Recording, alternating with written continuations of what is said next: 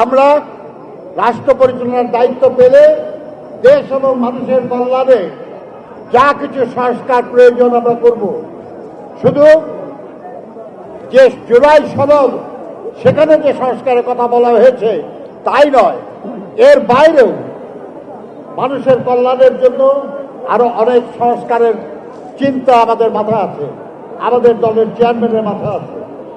আমরা এদেশের কৃষক, এদেশের শ্রমিক, এদেশের নারী, এদেশের শিশু, এদেশের ব্যবসায়ী, এদেশের আইনজীবী, এদেশের পেশাজীবী, এদেশের ছাত্র জনতা সবার জন্য কল্যাণের প্রতিশ্রুতি, কল্যাণের সিদ্ধান্ত আছে আমাদের।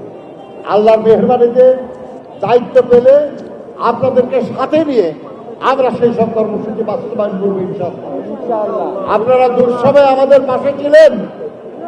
যখন আমরা বিপদে পড়তাম, মিথ্যা মামলায়, গায়েবী মামলায় আমরা যখন বিপদে পড়তাম, আপনারাই আমাদের পাশে দাঁড়িয়েছেন। আপনারা আজও আমাদের পাশে দাঁড়ান, কারণ যাদেরকে বিভিন্ন সময়ে নানা রকমের ষড়যন্ত্র থেকে রক্ষা করার জন্য আমরা কাজ করেছেন, তাদেরকে এবার রাষ্ট্রের কল্যাণের জন্য কাজ করার সুযোগ করে দিন। আপনাদের কাছে এটাই আমার অনুরোধ থাকবে।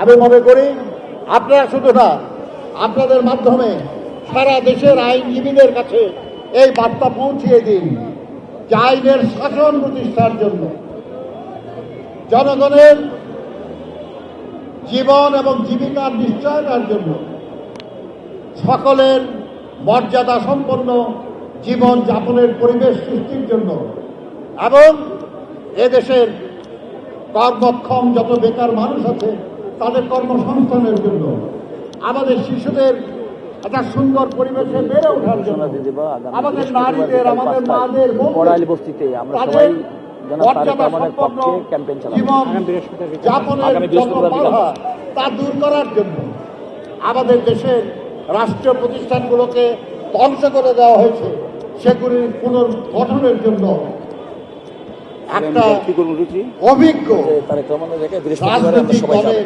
রাষ্ট্র পরিচালনার দায়িত্ব পাওয়া উচিত।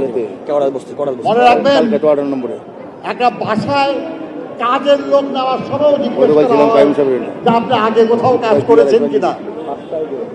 অর্থাৎ অভিজ্ঞতা সব ক্ষেত্রেই প্রয়োজন হয়।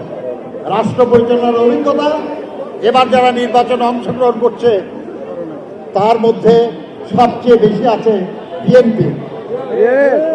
কাজেই এই দুর্যোগপূর্ণ অবস্থায় যখন দেশের সব প্রতিষ্ঠান ধ্বংস করে দেওয়া হয়েছে, অর্থনীতি বিপর্যস্ত, প্রশাসন ইত্যাদি দলীয়করণ করা হয়েছে, সেখান থেকে দেশটাকে আবার ঠিক লাইনে ফিরে নিয়ে আসার জন্য একটা অভিজ্ঞ রাজনৈতিক দলের রাষ্ট্র পরিচালনার দায়িত্ব পাওয়া উচিত এবং সেই দল বিএনপি। এবং আশা করি আপনারা সেটা বোঝাতে সক্ষম হবেন।